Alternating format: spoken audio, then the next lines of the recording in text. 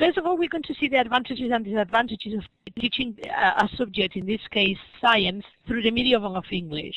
One of the advantages is that the lessons are based on topics. That is, instead of using things like the family or the part of the house or something like that, which could be interesting or not for the kids, we're going to work on topics which are adapted to the kids' cognitive level, to their age, and to the immediate environment. Another advantage of teaching science through CLIL is that science should be really practical, really hands-on.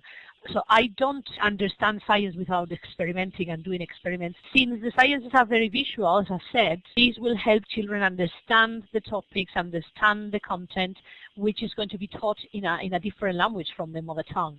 Another advantage about, say, teaching sciences is that usually the content is going to be familiar to children, because the kind of sciences that children in primary education face are things that belong to the immediate environment. An important advantage about teaching science through CLIL is that children will have the opportunities, loads of opportunities to experiment with the language.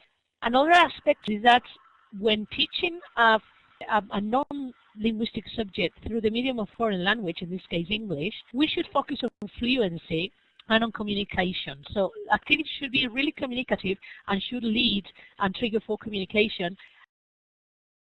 As regards the disadvantages, at first, children will go slower as regards the learning of the language.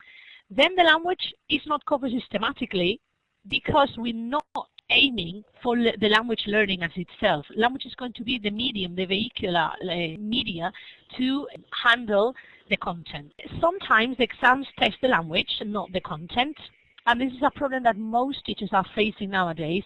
And another problem that we are finding in primary education is that some teachers don't feel comfortable and confident in teaching a subject which is not real their speciality. Some tips for you to overcome some of those fears. First one is, my advice is that you plan your lessons in advance, so you have control of what's going on in the classroom at any moment. Then you will have to prepare the kind of language and structures you're going to use in your lessons.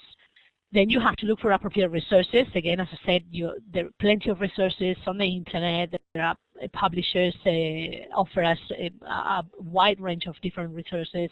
And another of my tips, if you don't feel very confident, practice at home at least the first sessions until you get that confidence to go on. You can practice at home just in front of a mirror, or when having dinner with your family or whatever.